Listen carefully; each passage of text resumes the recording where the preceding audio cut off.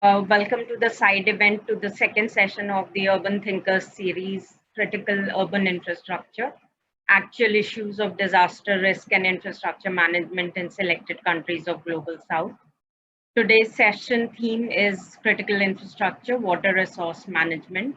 We look at how critical infrastructure is impacted in terms of water specifically and what measures can be taken to make it more resilient for future. This this session has been organized by Sustainability and Adaptation Planning Foundation in collaboration with Planners for Climate Action, Institute for uh, Institute for Spatial Planning, TU Dortmund University, Dries and Somers, Switzerland, and Center for Disaster Management Studies, Shahid Bhagat Singh College, Delhi University. I'm Misha Tandon. I'm an architect planner with more than 15 years of experience, and I work as a consultant in the field of urban planning, water resource management, and climate change. Uh, I also head the NGO Sustainability and Adaptation Planning Foundation. So the flow of sessions for today will start with the presentations by our expert panel, followed by a panel discussion. And we have some esteemed members on our panel also. And then after that, we'll be taking questions from the audience. So I request you to keep jotting down your questions in the chat as and when you want.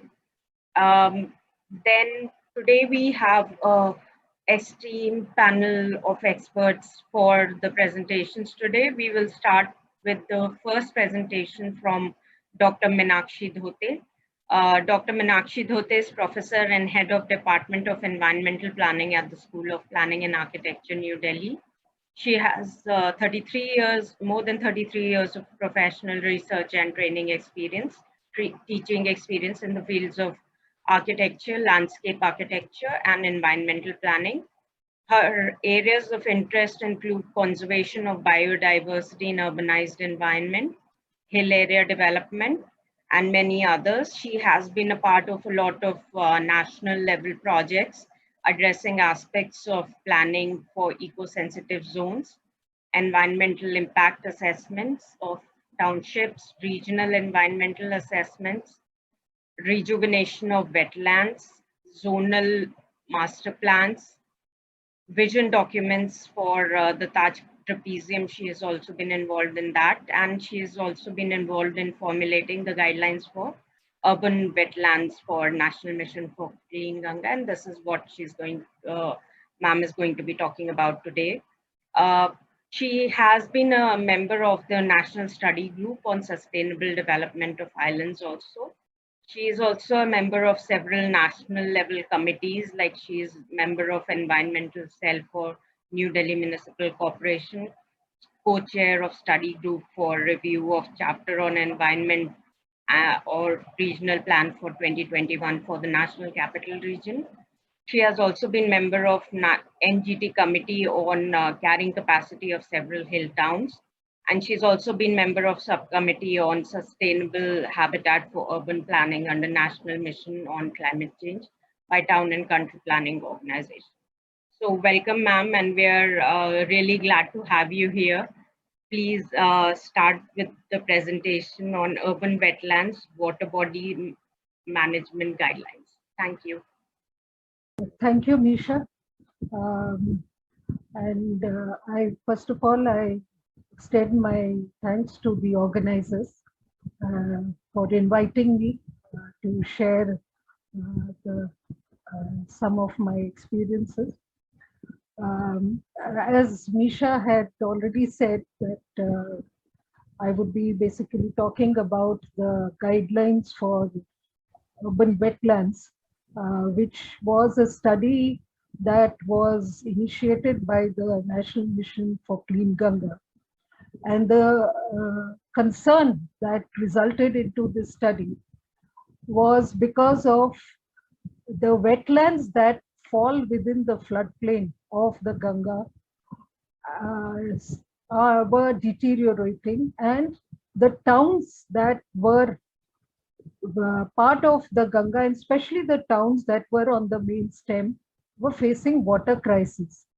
So protection of the wetlands was one thing that the mission felt, and then they invited the School of Planning and Architecture to work upon it. So we had a team, and I shall be presenting some key points that were there.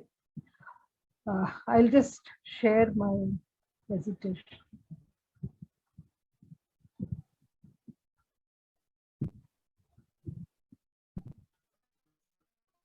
Do let me know if it is visible now. I'll just put it in slideshow. It's visible. Yeah. The study was Urban Wetlands Water Bodies Management Guidelines, and a kind of a toolkit which would enable urban managers, the urban local bodies, to have a step-by-step approach in not only prioritizing the wetlands, also how to go about protecting them and rejuvenating them.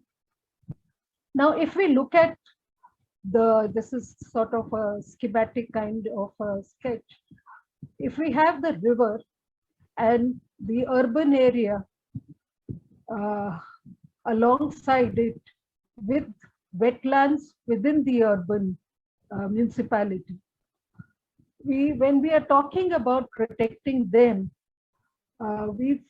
it is not just cleaning the water body or prohibiting some activities. It has to have a more holistic approach. So our study tried to identify how do we connect with the water balance of this area, the water cycle of this area, so that one is not just rejuvenating a water body or cleaning a water body. It should function as a water body for years to come. So what is it that is actually sustaining the water body has to be understood. So one is the wetland itself, the watershed within which it is located, and the larger catchment which is there, and the zone of influence. Because many a time what happens in urban areas, the natural watershed is no longer the way it was before because of making of the roads, changing of construction activity. The effective catchment changes. So identifying the zone of influence, in other words, is actually the area that is available which actually drains into the water body, and then what is the buffer space that is available. So this was the one tried to address the aspects of the urban development. So we have to understand the growth trend of an urban area. Incidentally, while we were doing it, we applied the toolkit to the city of Bhagalpur in Bihar to be able to demonstrate the approach. I will be bypassing some of the technicalities, and I'll concentrate on the method.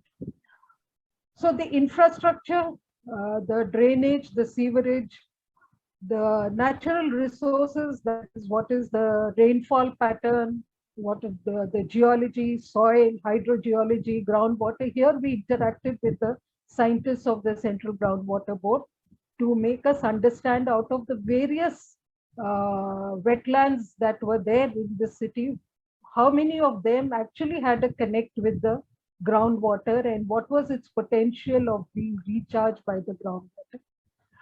Then the land use, land cover, and the proposed land, existing and proposed land use administrative boundaries. So once we have identified, on the basis of these overlays, we identified the catchment delineated, and ultimately we come up to the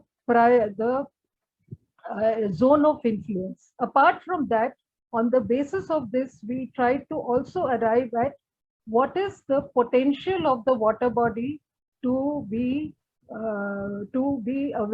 providing the continuous water to the city.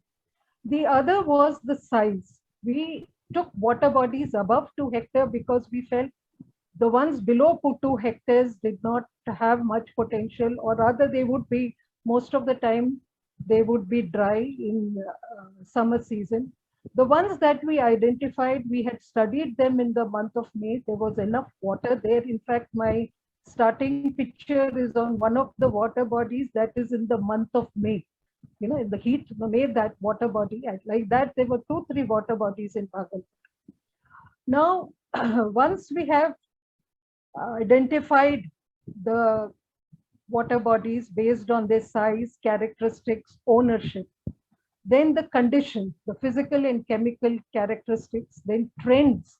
So the historical data set of these water bodies, and then trying to understand their the other factors that are their depth, then what is the discharge of industrial or domestic waste, dumping of solid waste, and so on and so forth. What is the status of the water body?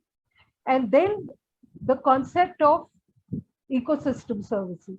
Now, you say it's nothing new, but we found in Bhagalpur, in some of the water bodies, they were rearing fish. And especially the one, the Shahjangi Talab, I remember, the community was getting together and they had a cycle of cleaning the water body. They would put lime into the water body. They would be removing the water hyacinth in certain places.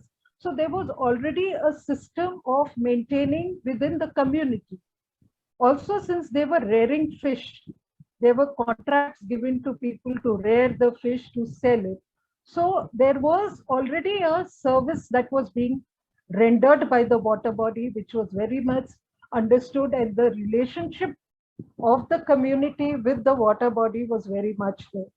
Now, we felt that there has to be a system of also studying the other water bodies which are there and documenting them in a manner in which the local government would be able to understand that out of the other water bodies, which water body would be or which water body is more useful. Incidentally, we also had a stakeholder consultation, the councillors from the various wards. We had an interaction with them, and they had a fair amount of idea.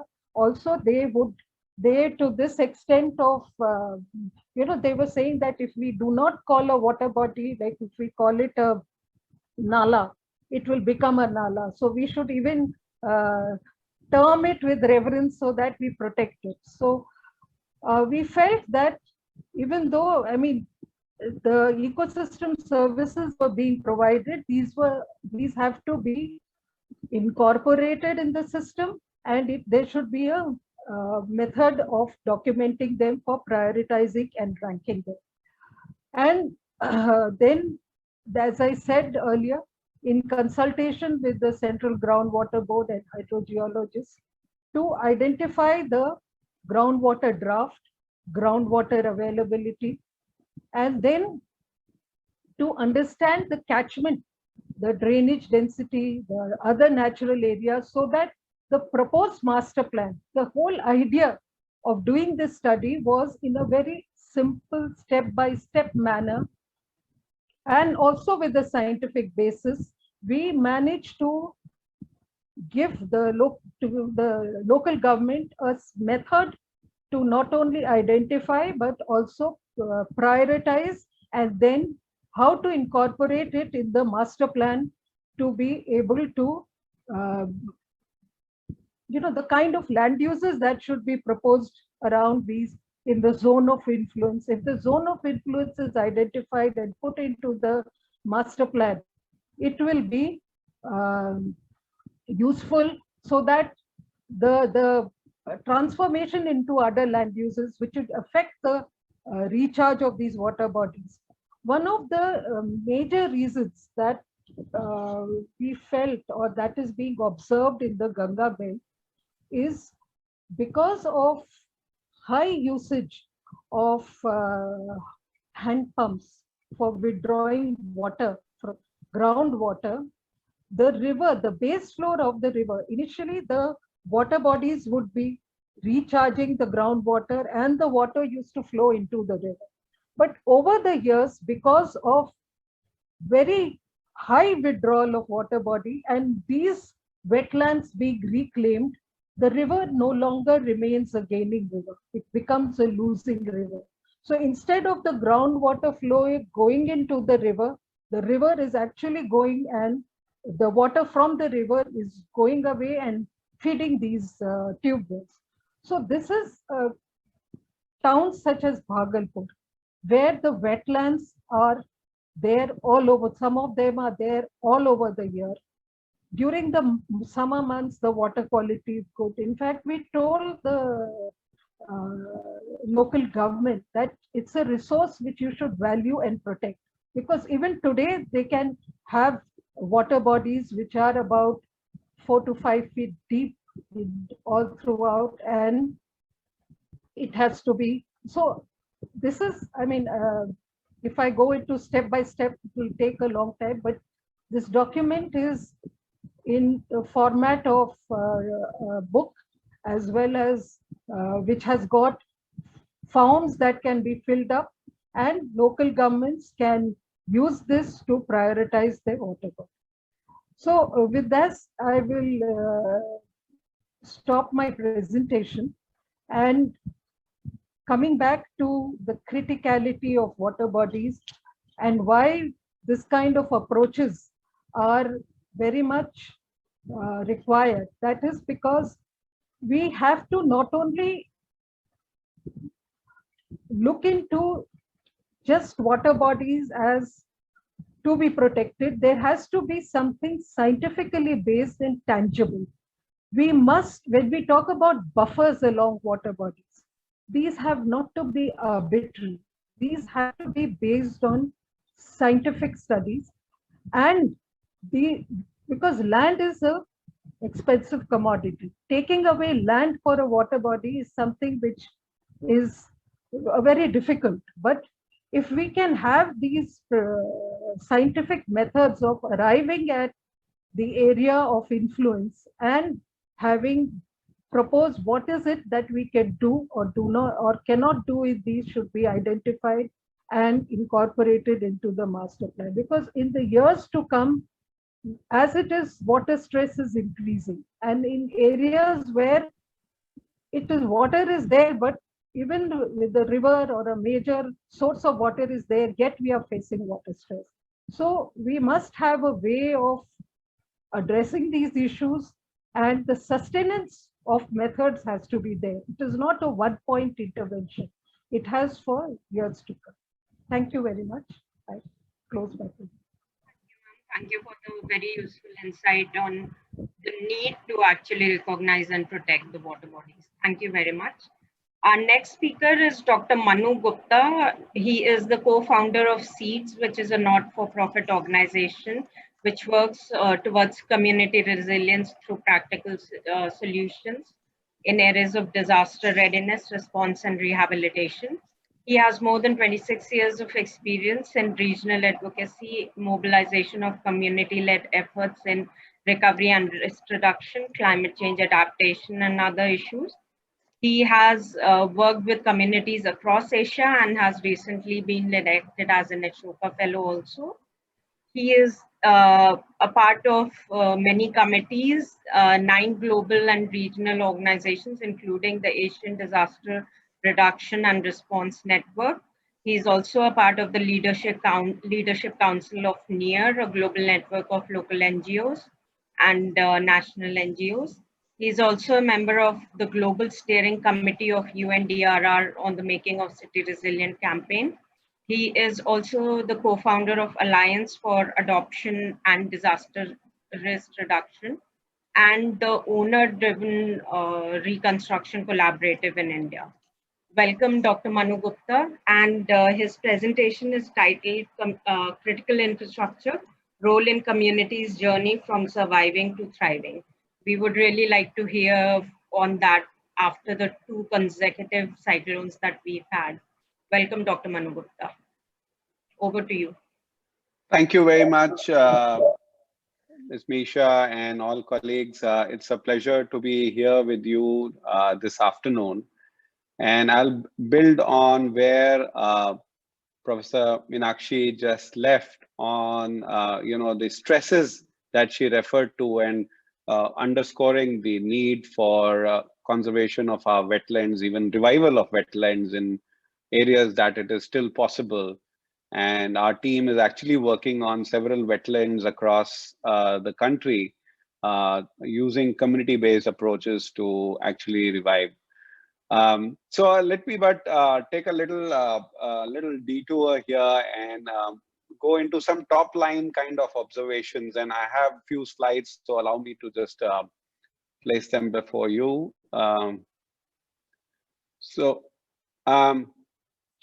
I wanted to actually, bring you to the context of disasters. And just to give you a background, we are speaking right now when we've just had a major cyclone hitting the West Coast and just yesterday hitting our East Coast. And as I speak, in fact, just before this meeting, we were having an emergency response initiative to look at the affected districts of Balasore, Bhadrak, and 24 Paranganas in West Bengal.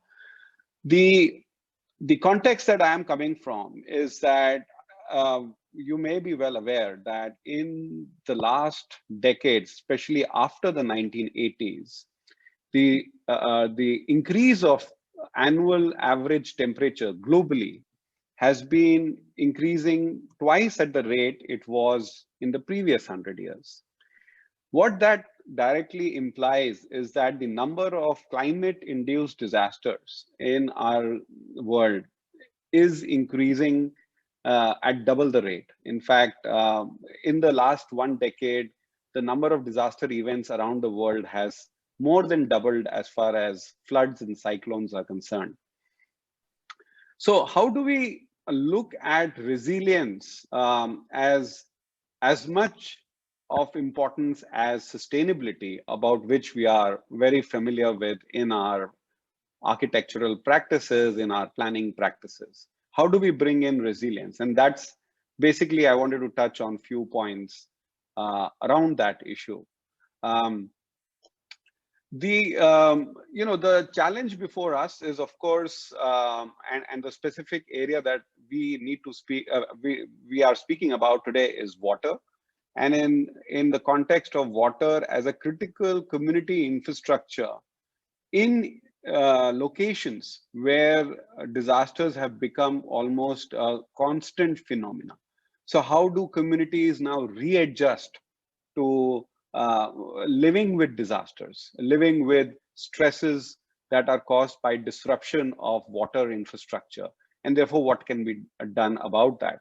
So the example that Professor Meenakshi spoke about, wetlands, for example, fits very well in the water resilience narrative that we are currently looking at, both within SEES and the larger community who's working on disasters.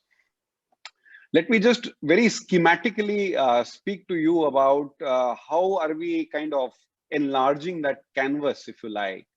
You know, traditionally the whole narrative about disasters is that there is a disaster, people are in distress, there is loss and damage, and therefore we need to provide immediate relief, evacuation, search and rescue. That's what is happening right now.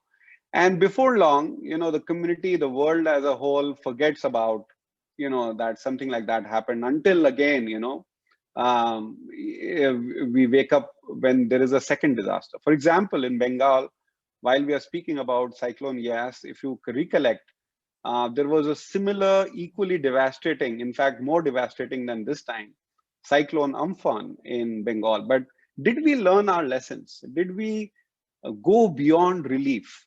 And that is where I think we need to, as professionals, and I presume this is a community of professionals, we need to go beyond relief and look at how do you build community resilience as much as we build sustainable solutions.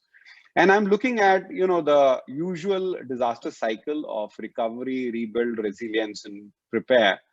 And how do we move away from this disaster relief and relief disaster kind of, more prominent, more dominant narrative, to looking at how do we move communities to become more adaptive and even hope to thrive in spite of this increasing rate and unpredictability and intensity of climate-induced disasters.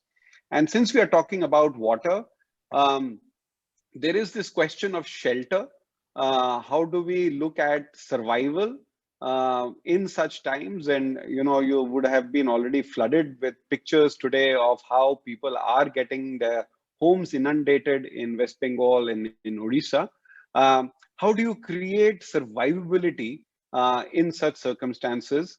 And it's not just housing. When I say housing, it's in a larger sense of habitat, which means water infrastructure, water and sanitation, clean water, which is a big issue when you get areas flooded, and of course basic security of life itself. We are also looking at preparedness as another very important aspect of resilience building, of how do you secure water infrastructure to be able to brace any onset of a disaster in their own communities. Simple measures such as early warning systems that communities can understand beyond the weather updates that come on TV, which actually mean nothing for the community because they can't interpret it in their own local areas. So looking at early warning systems that can reach them through simple measures, or finally looking at business continuity, providing alternate sources of energy so that we can ensure that in this particular case, we did this for Odisha, where health services can continue uninterrupted even though there is a cyclone, are measures that we need to extend to all parts of community infrastructure that we are talking about today. So very much that is the canvas of our narrative, and I just thought I should share these top line points with you before I stop. So thank you very much for your attention. Over to you, Nisha. Thank you, Dr. Manu Gupta. Thanks for sticking to the time, and thanks for highlighting such important points of the need to learn from these disasters, which probably a lot of us haven't done yet. Now I would like to invite Dr. Nadeem Khalil. He is one of the experts on nature-based solutions for wastewater treatment in India. Research, he has been involved in research work mainly focusing on development of wetland technology for municipal wastewater treatment, reuse and recycling. He is working as Professor of Environmental Engineering in the Department of Civil Engineering at Aligarh Muslim University. He is also anchoring a lot of projects like the Pavitra project, where he is partnering with EU and India, officials from EU and India. Before this, he has successfully completed the SWINGS research project, which was again an Indo-Europe water technology program. He has more than 25 publications and 7 doctoral students whom he has guided, and 30 PG dissertations to his credit. And he has been actively involved in industry, government organizations, and ministries in India and abroad as a technical expert in the field of environmental engineering and other aspects. He has also been on the panel of advisors for National Mission on Clean Ganga and National Lakes Conservation Directorate. He is also an acting member secretary of principal investigator for the SPV for Smart Cities project in Aligarh. So we welcome you, Dr. Nadeem Khalil, and he'll be talking to us about nature-based wastewater treatment, experiences from SWINGS projects and prospects. Over to you, Dr. Nadeem. Thank you, Nisha, and pleasure to speak something on nature-based solutions for wastewater treatment. So my job is already done easier by Professor Meenakshi and Dr. Manu Gupta. So I shall focus more on the wetland side, but the wetlands which we can use for wastewater treatment. So this is not a new concept in India. It's a very old concept. But what we have done in the last 10 years, that is something very novel. And I'm going to talk on that. So it is a nature-based solutions because we are not taking the help of the aeration systems or mechanical devices. So the nature does the job for wastewater treatment as well, and that too very, very precisely. So within these brackets of nature-based solutions, we have mainly wetlands. So Professor Meenakshi has talked about the natural wetlands, the water bodies, but here I shall be talking about the artificial wetlands, the engineered wetlands, how the controlled wetland environment is created so that we can treat our wastewater, which is fit for reuse, recharge, or recycle. So we have different categories of wetlands like horizontal flow, vertical flow, free surface. So I'm not going into the details of all these because that requires a lot of time. So I shall be bypassing some of my slides, but I will leave it to Misha so that she can share with you. So it is basically, the approach is very simple. It can be on-site like treatment facility, it can be decentralized, it can be in situ, or it can be centralized. It all depends what is the volume of the wastewater that you need to treat. Normally, wetlands are used for municipal application, for low strength wastewater. And even I have seen many wetlands treatment plant in Europe that treats the heavy metals. So that is basically the industrial discharges. So in India, the wetlands are commonly used for municipal application. So there are variety of configurations like hybrid wetlands and for communities, for villages, townships. But the only limitation with the wetlands is that we cannot use it for large flows for urban centers. We can only use for villages, for communities, townships, but not for urban areas because the volume of the wastewater is very large in those areas. And you need a lot of area, and space is always an issue in the urban centers. So the wetlands can also be used for stormwater treatment, and this is all very theoretical kind of slides. But I will come to the SWINGS experience, what we have done within the SWINGS project, as she mentioned.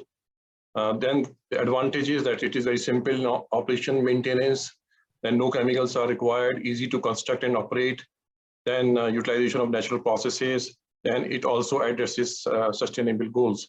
The only disadvantage is the area requirement is quite high, then it requires some experts design and supervision, and in many cases it also requires some pre-treatment.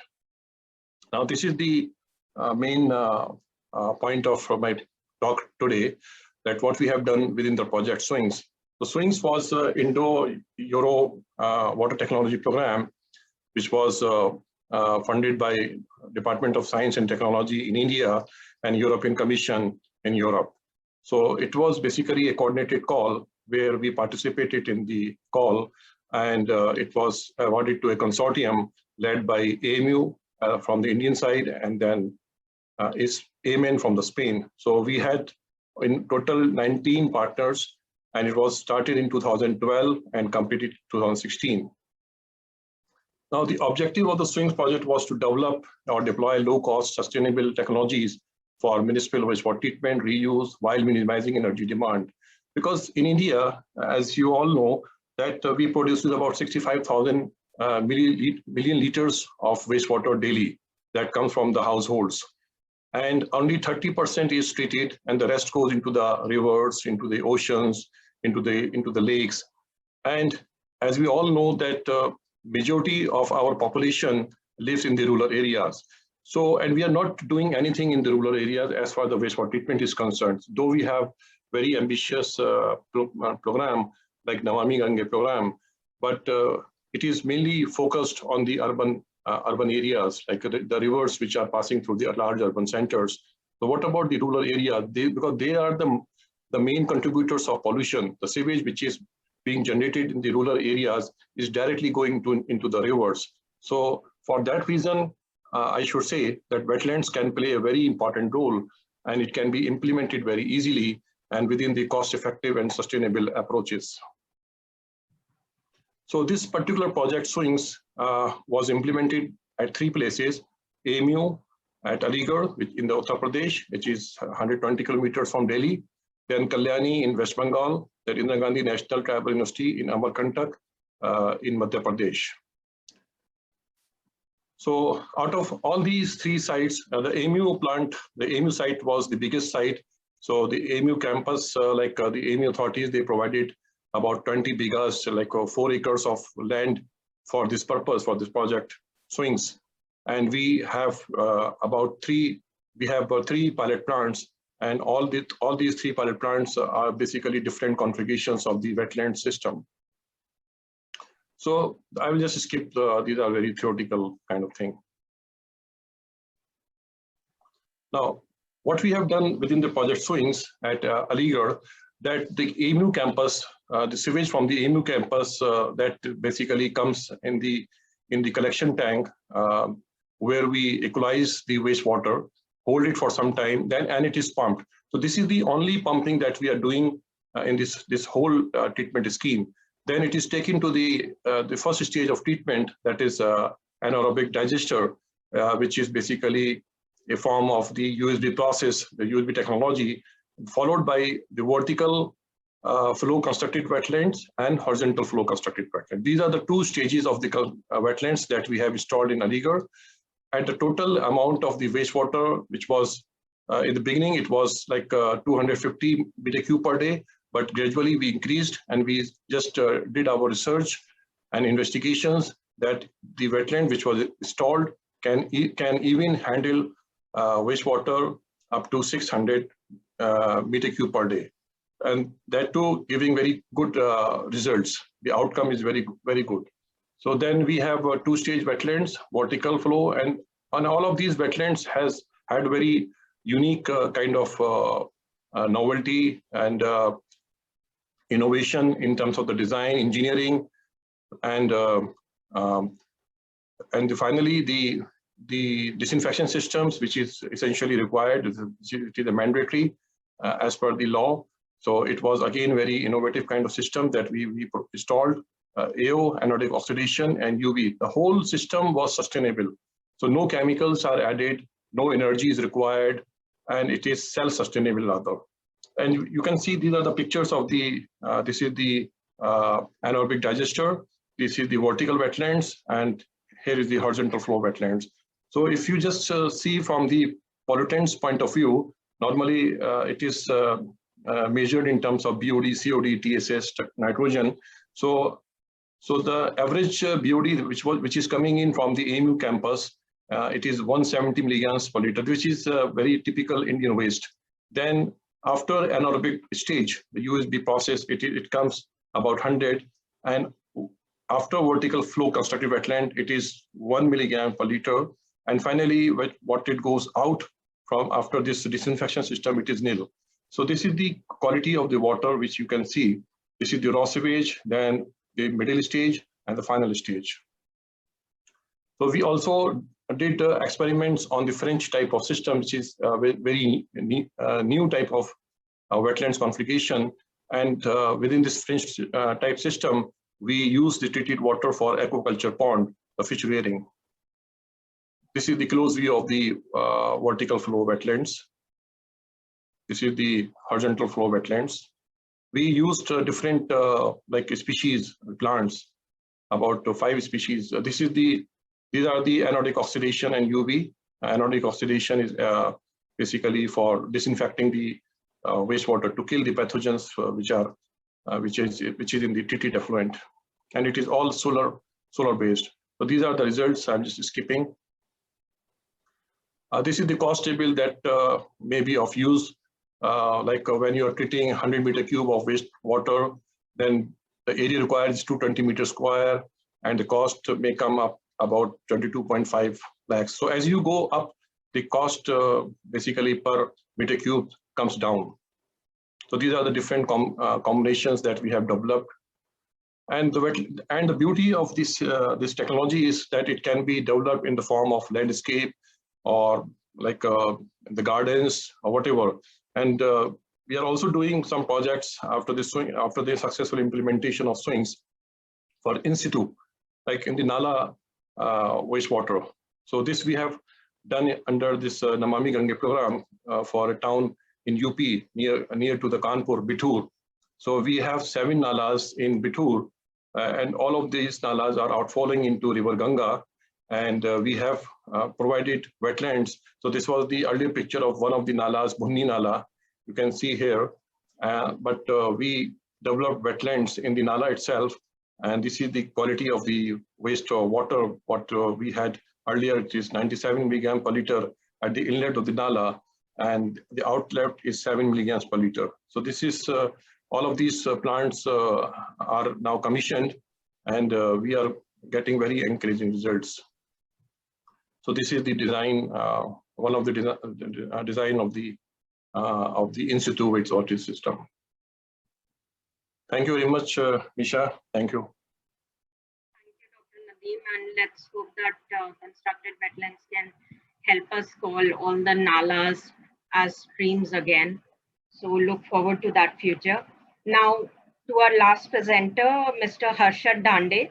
He has a background in civil engineering and masters in urban planning from SPA and MS in municipal water and infrastructure from UNESCO IHE Delft, Netherlands. With more than 20 years of experience, Harshad has extensively worked on cross-cutting thematic areas such as urban resilience, climate change, and smart cities.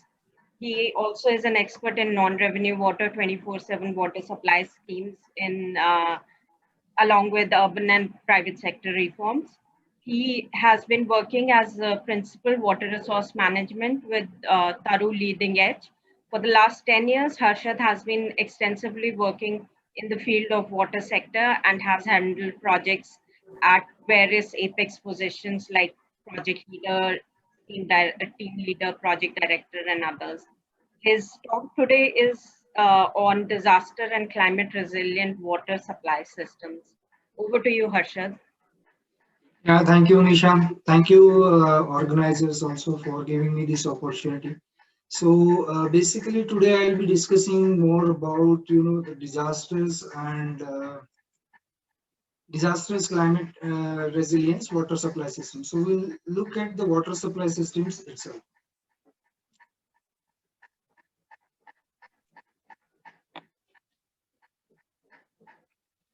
So let me give you a snapshot about Taru. Taru is a leading edge, leading development advisory and a think tank. Working for more than 25 years in various sectors like urban resilience, climate and disaster risk, water management, and WASH, to name a few. We have, completed more than 400 projects across India, not only in India, but also outside India. So currently, we are also working on a lot of resilience projects. So one of the projects which is ongoing right now is the Resilience Action Plan for 6 cities. That is in Ratnagiri, Bidhannagar, Panjim.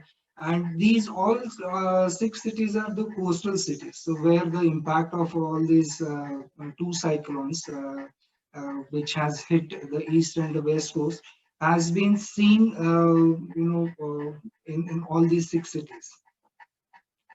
Apart from working on this flood resilience plan, we have also worked on the flood investment plan in Indonesia, city resilience strategies for Surat, and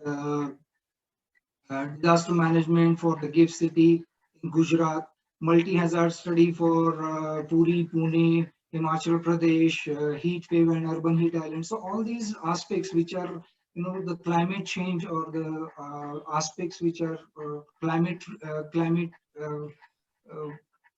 risk or the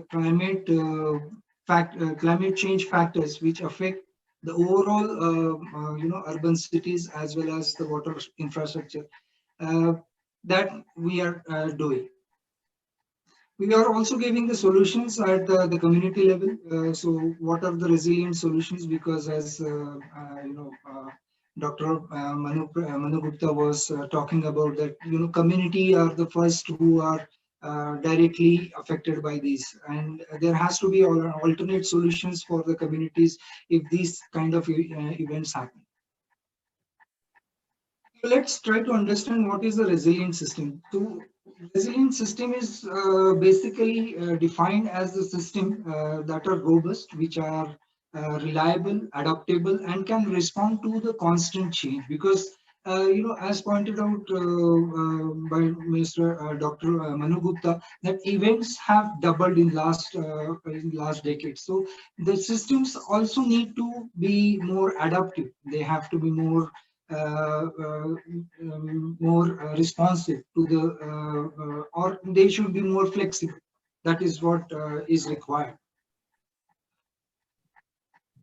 What are the hazards that affect the water infrastructure? So let's talk about hazards like cyclones, which has affected many cities, floods, drought, earthquakes, and overall climate change, which is the phenomena which affects, which causes these hazards. So climate change is something which needs to be which is an integral part of all these hazards. It is not associated, or it can be separated out from all these hazards. So all these hazards will have a direct or indirect impact on water infrastructure, be it a source, be it a system itself, be it the consumer. So these hazards affect each and every aspect of water infrastructure.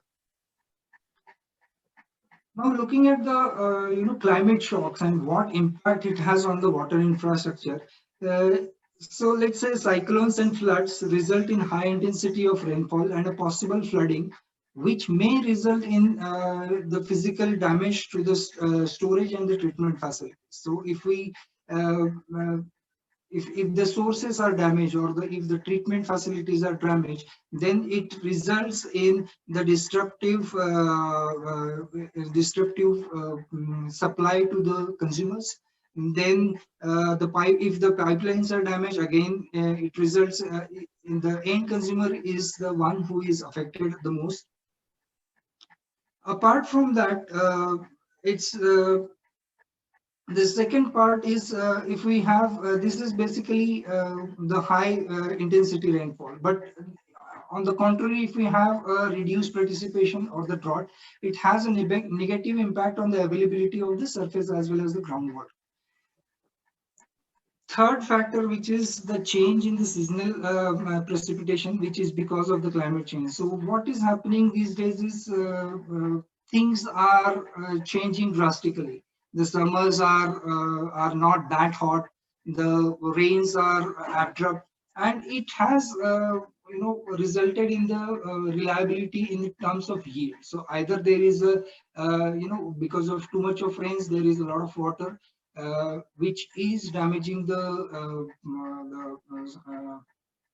storage capacities. It generally, the flood which has occurred in Uttarakhand is because of sudden flow of water into that. Then there is another thing, which is the increased temperature, or heat waves, which are causing a lot of impact on the urban infrastructure. So because of increased temperature, there is increase in water demand, availability also, as I was telling, that water is getting this thing more available, and earthquakes are overall damaged by the system. So looking at these impacts, let's look at the steps that can be involved in building the resilient water supply system. First and the foremost step, that is, it is to understand whether we have, understood the systems, whether the systems that are there have the asset management plan, whether those systems, do we really understand or not. This basically is helping in identifying the problematic and the critical elements of the system. And once we know the critical system, once we do the critical analysis, it can identify where to invest, and the scenarios can be built which will give us the strategies for the future. Next important thing is the operation and maintenance. Now, operation and maintenance has to be a proactive operation and maintenance rather than reactive operation and maintenance of the system, because that will help reduce the vulnerability of the climate shocks. Apart from the demand management, apart from that, demand management also plays an important role. This is basically helps in terms of interruptive services. If you have, like, because of the cyclones, there are the services are interrupted. So what is the demand, what is the minimum that is required can be given to the end consumers. Again, the next point is very crucial, which is like working with the nature and have an integrated water management system, like use of the gray water, which can reduce the demand, overall demand, and integrating both the gray water and the green infrastructure, which will help deal also with the risk associated with the system. So this is basically to reduce the demand, make the maximum use of the resources that are available. Finally, when we talk about the contingency plans, we should know what are the risks associated with the technologies or the associated with the systems. So if we know the risk associated with the systems, that will help us deal with the proper planning and management of the systems. Innovations play an important role. So, when we are planning any water supply system, or when we are planning for the water management system overall, the material which are resilient to the floods or to the hazards, that needs to be identified. The technologies like the alternate technologies which can be used for the wastewater management, utilization of the SCADA system.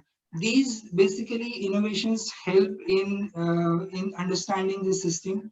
It also helps in creating the more resilient infrastructure, where we can take the critical decisions, and the investments can also be done as per that. What is the way forward? Now, when we talk about the planning, or when we talk about the resilience, we have to start planning at this stage itself. So start planning now. Adopt proactive planning mechanisms to project the urbanization patterns. Enhance customer data management and billing. So this is basically to identify what is the demand that is there, where you will need to collect the revenue, because the operation and maintenance cost has to be taken out. Open the doors for the innovations like the permeable pavements to manage the stormwater runoff, and the low cost but high impact interventions for healthier ecosystems. Invest in upstream as well as the downstream ecosystems, and prioritize the community engagement in inclusive development. So unless and until the communities are involved in planning all these things, it is of no use. So I think that is it from me. So thank you very much for giving me this opportunity. Over to you, Misha. Thank you, Harshit. Thanks for making everyone realize the need to start planning now. I mean, we're already late, to be very frank. Now we'll start with the panel discussion, and there's a request for those of you who were registered for the 5:30 session or the 2 p.m. CEST session of Urban Thinkers Campus to please log out and join on that link at 5:30. In another 5-6 minutes, that session is going to start. We'll now proceed with the panel discussion. We have panelists Mr. Romil Samuel and Mr. Vasant Joshi with us also. And also, I would request all the participants to type in their questions if they have some. So Mr. Vasant Joshi, I'll introduce him first. Mr. Vasant Joshi has experience on management of municipal water supply projects in India. He has been implementing programs for non-revenue water reduction, water distribution system improvement, rehabilitation and augmentation works. He has worked with several city corporations and state water boards for project development and implementation. He has also carried out multiple water supply systems due diligence and has wide experience in diagnosing institutional capacities within government departments. His current role involves undertaking institutional technical financial analysis and risk assessment in contracts for ongoing and prospective projects. He is currently working as the sales and BD lead person for water resource management for Suez projects. He also has 18 years of work experience in diverse roles with Thames Water, Motmac, Jusco, and Suez. And in his current role, he has secured important projects for the group. So welcome, Mr. Vasant. And now I'll introduce the last panel member, Mr. Romil Samuel. He has been active in the space of real estate and infrastructure for the past 29 years. Romil is Executive Director of Messrs. Indus Water Institute Private Limited, set up with the BSc Institute Limited. And he has set up an incubator and accelerator specifically for the water sector and wastewater sector in India, very much needed. He's also currently the Managing Director of Sasha Infrastructure Private Limited, who are the key players with the Messrs. Mekerot Development Enterprises Limited, part of National Water Company of the State of Israel. He's also a part of the Advisory Council of MCI PRAW, which is the Maharashtra Center for Innovation, Progressive Regulations and Awareness in Water, set up in Maharashtra. And he is also on the Board of Studies for Economics for the Dr. Homi Bhabha Cluster University in Mumbai. So I think, Romil, I hope I haven't left out anything. Yeah, you have actually left out what your introduction. So if you don't mind, I will make your introduction because that's also very critical. So we all know Misha, but we don't know that she's an architect planner with specialization in water resources. And she has 15 years of experience in working in smart cities, climate change, WRM, sanitation, and WASH. And her expertise lies in policy planning, advocacy, capacity building, and working with vulnerable communities and so sustainable development. I hope I've covered most of it, Misha. Thank you, Romil. So now we'll start with the panel discussion. I'll play the dual role of a panelist as well as a moderator. So I'll ask the first question to Dr. Meenakshi Dhote. Ma'am, what would comprise the components of critical infrastructure in the water sector? Should it be limited to only water supply, or should we, high time we should start looking at the entire water loop comprising of water supply, wastewater, stormwater, and other water related aspects?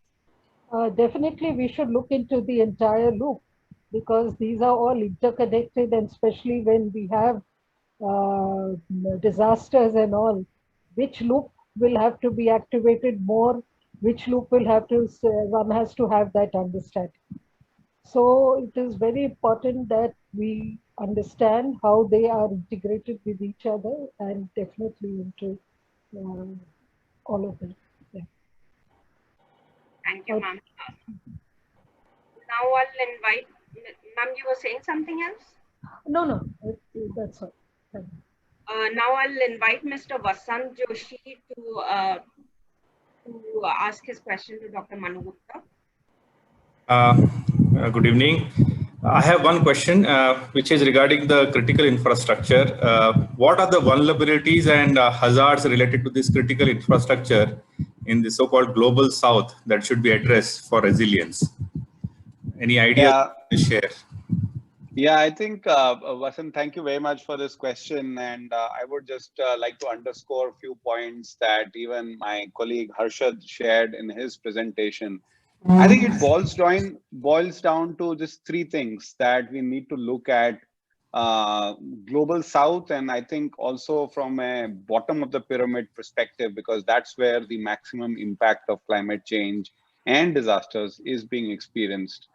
I think one is, whatever way you may want to look at it, but I'll put it in simple words as timeliness, as issues around continuity. So how do you address resilience issues to be able to ensure continuity of services, and if at all there is a disruption, how quickly you can recover to be able to bring that back to normal? I think that's one area. And the second area is looking at how do you reduce vulnerability, and that's what resilience building is all about. At the end of the day, it is about reducing vulnerability and increasing the adaptive capacity of communities to be able to look at alternate solutions, to look at innovations that Harshad so well spoke about, to look at more decentralized micro solutions which people can manage themselves. I think those are two areas. And the third and final area is about capacity to be able to anticipate such risks and build that into the system. So we either create redundancies, or we create systems that are so robust that they do not collapse in case of a disaster. So I think these three things are critical when I look at it from a global south, from a landscape perspective. Vasant? Thank you. Thanks. Thanks, Dr. Manugupta. Thanks. Now I would ask Mr. Romil Samuel to please ask his question. Yeah, I just had a question for Harshad Gandhi. As a policy, do you think it is a good policy to decentralize the systems like this nature-based cures that are there at a micro village level, at a society level, at a group level? Because I find that larger plans never work in India. Larger projects don't really work in India. It's better to have a micro level approach, which will be, ownership can be identified, impact can be identified, people can understand that, and that can actually solve the larger problem. Yeah, I think it all depends on the context, because in the larger cities you will have to go for the entire system. But when it comes to the cities like the medium or the small town cities, there it can be very well managed. And by managing, I would say we should have a decentralized system within also. I mean, a thought should be given whether within big cities it can be managed, because what happens, I mean, I'll just give you an example. If you say Pune is so big, so can we have one Baner area which can be managed independently rather than looking at Pune as a whole city? Can we have a centralized, decentralized system in Baner itself, which can be easy to access, first of all. Secondly, it will have more impact in terms of accessibility. It will be more robust because it will have to cater to a certain population itself. So when we look at all these three factors, that is one way of looking at it. I think yes, there has to be decentralized systems which can be thought about. So people need to start thinking about it to have those systems. Excellent. Thank you so much. Yeah. Thanks, Harshad. Now I have a question for Dr. Nadeem Khalil.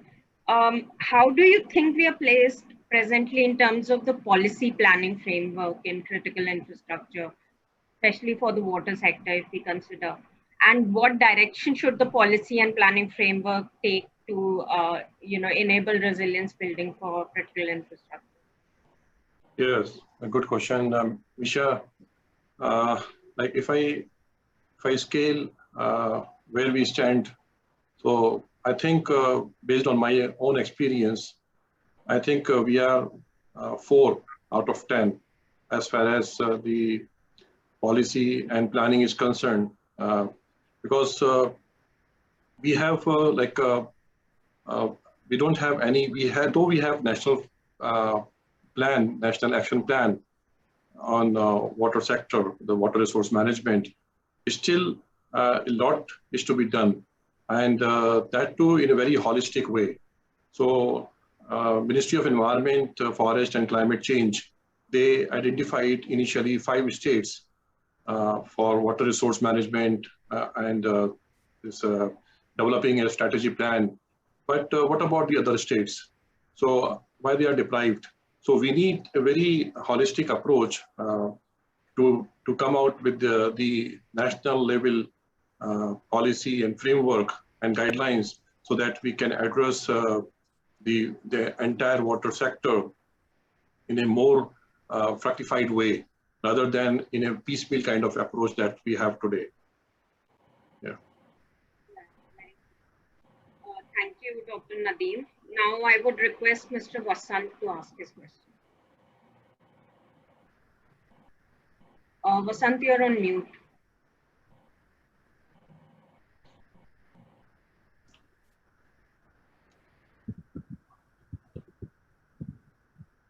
Okay, till Vasant figures it out. Can I ask Mr. Romil to go ahead with his question? So I had a question for Manu Gupta actually. Considering now the pandemic has come, do you think the way out of this pandemic and to build on the disaster that has happened, that we could have micro level, structural changes made in the water and the circular flow of water that you have been talking about? No, absolutely, Romil. I think that's the way to go. The pandemic, if there is anything that has taught us, it is the importance of decentralized community level approaches where communities are equally the participants as much as they are the receivers of support. And I think that's the way to go. Harshad had also, and Professor Nadeem from AMU, Professor Meenakshi have all showed the beauty of micro solutions. And yes, today we have, the possibilities of scaling micro solutions. I mean, one of the argument against the micro solutions is always that, we are looking at very large number and the size of the problem. But now there are possibilities, there are methodologies around, societal platform thinking, for example, is one of them, which allows aggregation of micro solutions to act at population scale. And that is what we need to go. That's the direction we need to take. Romil? Yeah, I agree with you 100%. I think what Dr. Khalil said also, these all can be integrated at a micro level, at a society level, at a very micro, and that's the way to get out of this problem. Because as we all know, our water consumption has gone up, I read, by 25% during the pandemic. So of course, discharge is going to go up, and all these related problems are going to be there, and we don't have the money to solve it. So what's the way out of it? Thanks, Romil, and thanks, Dr. Manu Gupta. We are getting some questions in the chat box also, but before that, I would like Vasant to ask his question, please. Yeah, my question is to Dr. Meenakshi. This is regarding the mountain systems and the water infrastructure. The recent floods which have happened in Uttarakhand also have highlighted the vulnerability of these mountain systems and the water infrastructure. So what could be the way forward for this critical infrastructure in water sector to overcome these vulnerabilities, especially in terms of catering to these marginalized communities which are far off in remote places? Thank you. I think this is a very, very important aspect to be understood and addressed. And it is only during the time of such disasters that we also sometimes understand that nature has some systems within it which we have over the years tried to neglect. The springs that are there, the spring sheds, we have to understand and protect them. And they become our uninterrupted sources of water supply. And we've seen, I remember seeing it in Kalimpong, as well as where, the entire the gravity by the way the water is brought down from a higher elevation, the pressure is enough to take the water up. It comes down to a point in the town and then it is pushed up. and it is by its own weight, by its own, the pressure is there. I remember during the tsunami, we had gone to study some coastal districts in near Cuddalore, and we found decentralized systems that were put in place for desalinization, so that the supply was disrupted, and it was the know-how, how to get the water from a nearby area and provide for yourself. So these systems, which are our traditional water systems, have to also be studied, and the ones which are in place have to be protected, because these themselves have the beauty of decentralization.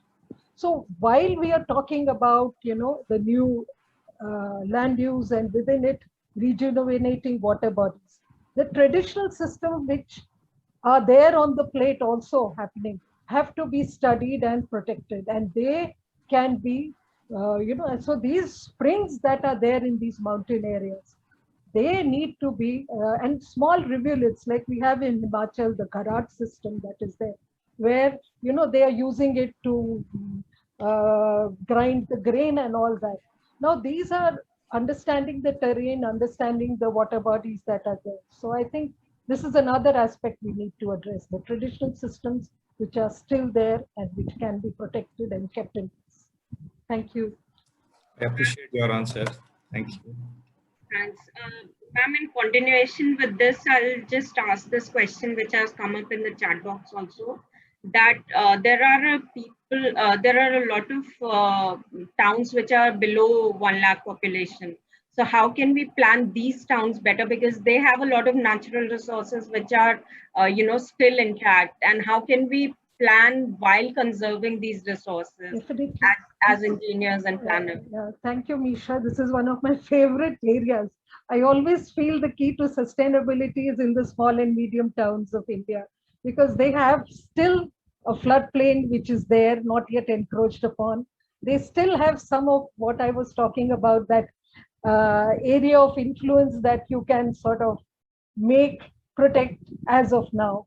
So it has to an integrated approach for water resource management, where we look at traditional systems, we look at the supply, we look at the water recharge. An integrated approach for water management should be done for every small and medium towns of India. They have the key to sustainability and key to water sustainability for the future. At least I feel so. It's one of my favorite. I like studying it. Definitely, we need so many more studies in this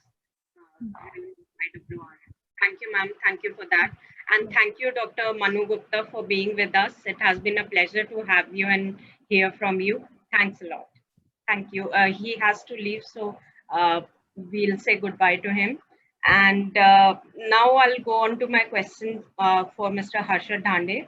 Harshad, we have been noticing a lot of role of private sector in the water infrastructure segment, and the pandemic, all the hazards that have been happening, they have shown us how vulnerable the water infrastructure is at present. So how do you think this role of private and public infrastructure, how can they share responsibilities in the water sector going forward? So this is a very tricky question. First of all, I mean, whether it's a private player or a government organization which is managing the systems should be robust. They should be adaptive. They should be constantly changing. So they should be more flexible kind of a thing. Now, if you look at whether private partners can help in this, yes, I would say they are a little bit better off compared to the government systems, because when we have a public-private partnership, specifically in terms of water management, or the risk of managing the system is always transferred to a private party. So, I think the private partners, they have the capacity to manage these systems much better compared to the government systems, because in the government system there are, just to give an example, if you want to replace a particular wall in a system, they have to go through a system. There is a huge, bureaucratic system which they have to follow, which otherwise in private sector, yes, they can do it very easily because they have certain key result areas, KRIs, which are associated with managing the system itself. So I think the private sector can be little bit better off compared to the private sector in terms of managing the systems better. I hope I have answered your question. Well, there's a long way to answering that one, but yeah, we've made a beginning definitely. Now I would like Mr. Vasant to please ask his last question. Thank you. Vasant, over to you.